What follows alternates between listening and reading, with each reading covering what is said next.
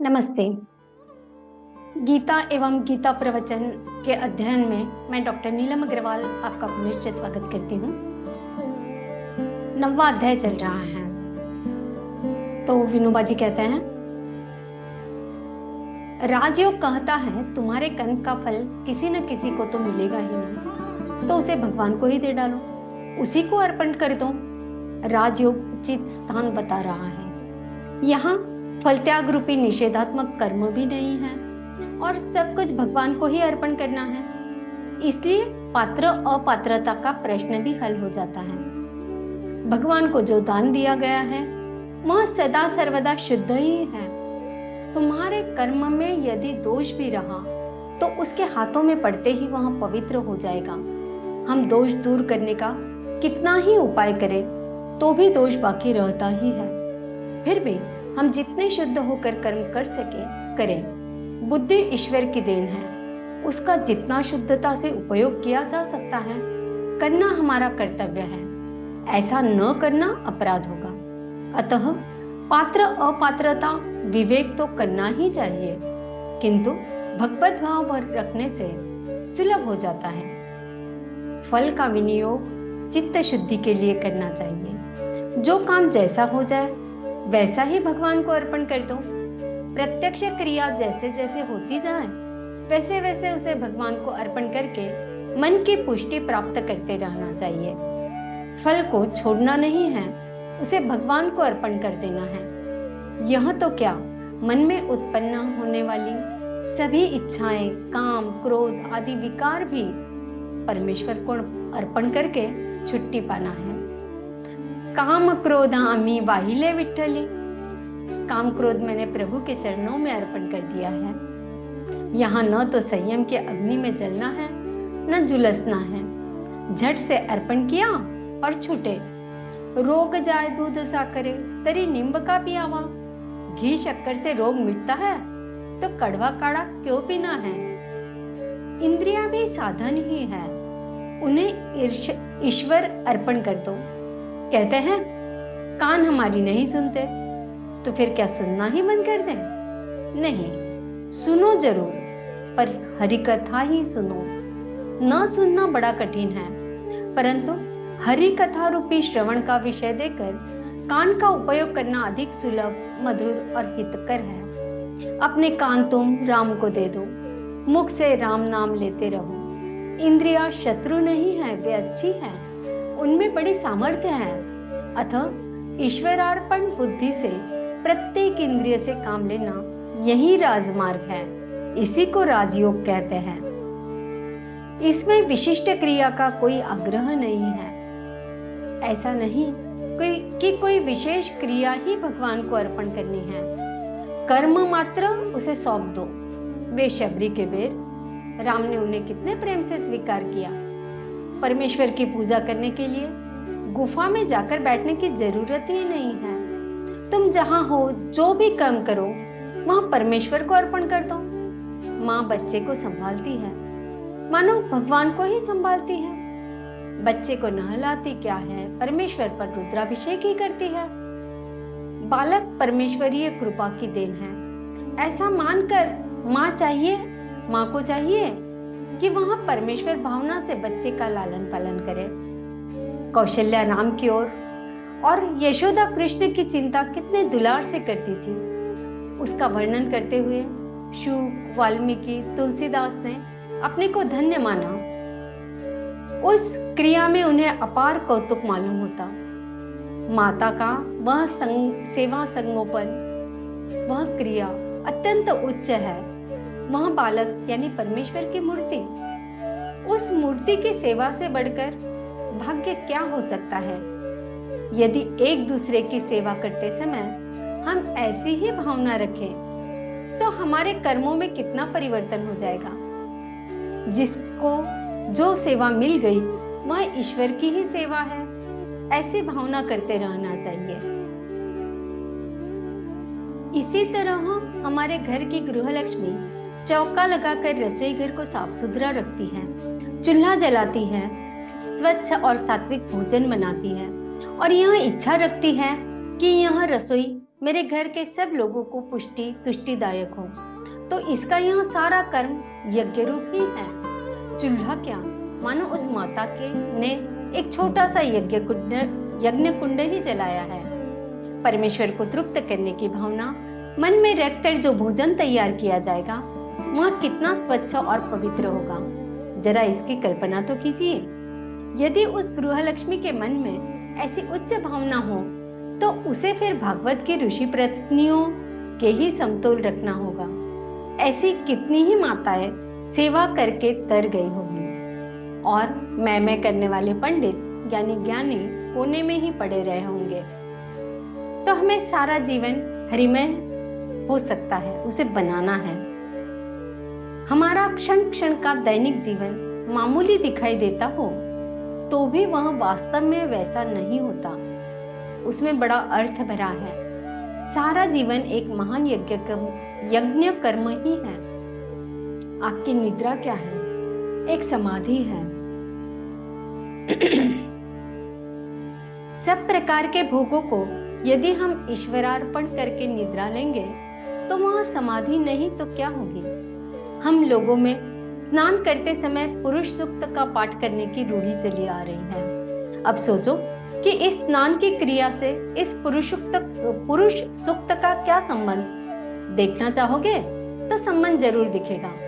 जिस विराट पुरुष के 1000 हाथ और 1000 आंखें हैं, उसका मेरे इस स्नान से क्या संबंध। संबंध यह, तुम जो लोटा भर जल सिर पर डालते हो उसमें हजारों बूंदे हैं। वे बूंदे तुम्हारा मस्तक धो रही है, तुम्हें निष्पाप बना रही है। मानो तुम्हारे मस्तक पर ईश्वर का आशीर्वाद बरस रहा है।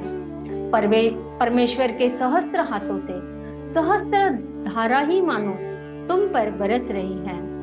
इन बिंदुओं के रूप में मानो परमेश्वर ही तुम्हारे सिर के अंदर का मैल धो रहा है। ऐसी दिव्य भावना उस स्नान में उंडेलो तो वह स्नान कुछ निराला ही हो जाएगा। उस स्नान में अनंत शक्ति आ जाएगी। सारा जीवन हरिमय हो सकता है।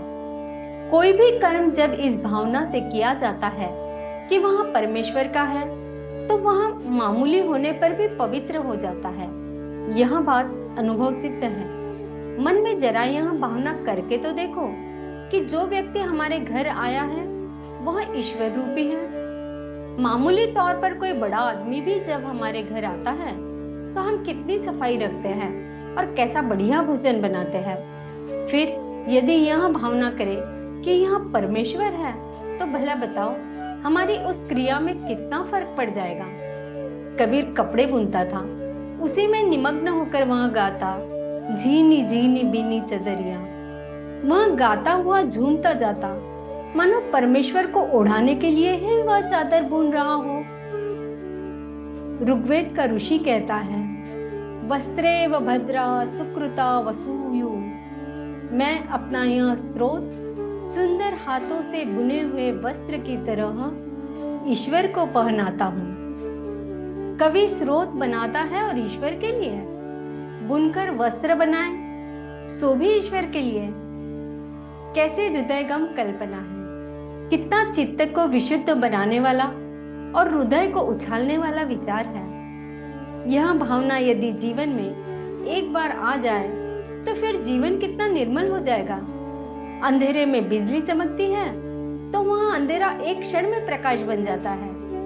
वहां अंधकार क्या धीरे धीरे प्रकाश बनता है? नहीं, एक क्षण में ही सारा भीतर बाहर परिवर्तन हो जाता है। उसी तरह प्रत्येक क्रिया को ईश्वर से जोड़ देते ही जीवन एकदम अद्भुत शक्ति आती है। प्रत्येक क्रिया विशुद्ध होने लगती है। जीवन में उत्साह का संचार होता है। आज हमारे जीवन में उत्साह है कहाँ? हम जी रहे हैं क्योंकि मरते नहीं। उत्साह का चारों ओर अकान है, फीका रोता जीवन। परंतु जरा यह भाव मन में लाओ कि हमें अपनी सब क्रियाएं ईश्वर के साथ जोड़नी है। फिर देखोगे कि तुम्हारे जीवन में कितना रमणीय और नमनीय होते जाता है। आइए कुछ श्लोक पढ़ेंगे। 90 अध्याय से 16वां श्लोक चल रहा है। अहम कर्तुरहम यज्ञ स्वधा अहम औषधम मंत्रो अहम अहम एवाज्यम अहम अग्निरहम हुतम पीताहमस्य जगतो माता धाता पितामहा वेद्यं पवित्रम् ओंकार ऋक्सां यजुरेव च गतिर्भर्ता प्रभु साक्षी निवास शरणं सुहृत प्रभव प्रलयस्थानं निधानं बीजमव्ययम् तपाम्यहम् अहं वर्ष निगृह्णामि उत्सृजामि च अमृतं चैव मृत्युश्च सत् असच्च अहम् अर्जुनम्। हे अर्जुन, मैं ही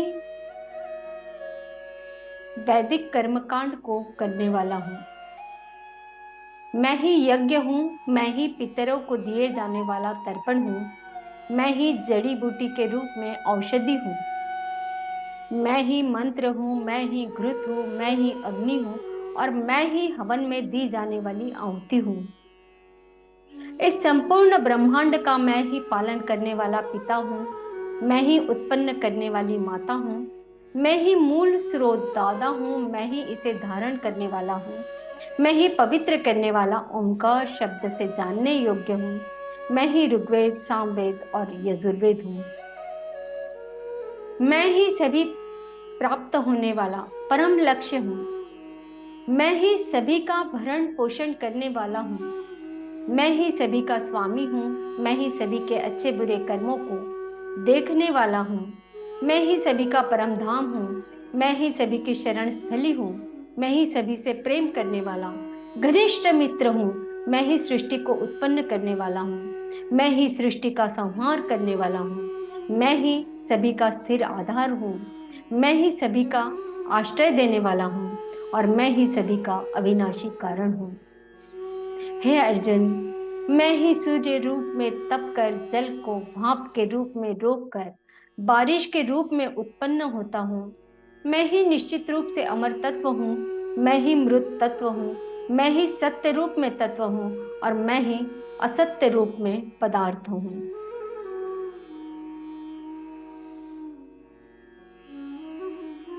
त्रैविद्या मां सोमपापूत पापा यज्ञैरिष्टवा स्वर्गतिं प्रार्थयन्ते ते पुण्यमासाद्य सुरेन्द्रलोकम् अश्नन्ति दिव्यान् दिवि देवभोगान् ते तं भुक्त्वा स्वर्गलोकं विशालम् क्षीणे पुण्यमर्त्यलोकं विशन्ति एवं त्रयीधर्मम् अनुप्रपन्ना गतागतं काम कामा लभन्ते।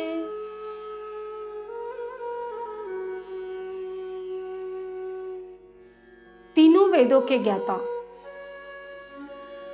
सकाम करने वाले, सोमपान करने वाले एवं पापों से पवित्र हुए पुरुष मुझे यज्ञों के द्वारा पूजकर स्वर्ग प्राप्ति चाहते हैं। वे पुरुष अपने पुण्यों के फलस्वरूप इंद्रलोक को प्राप्त कर स्वर्ग के दिव्य देवताओं को भोगते हैं। वे जीवात्मा उस विशाल स्वर्गलोक के सुखों को भोग करके पुण्य फलों के समाप्त होने पर इस मृत्यु लोक में पुनः जन्म को प्राप्त होते हैं।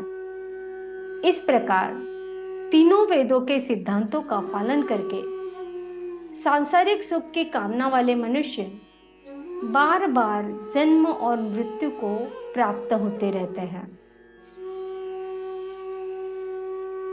श्री कृष्णार्पणम।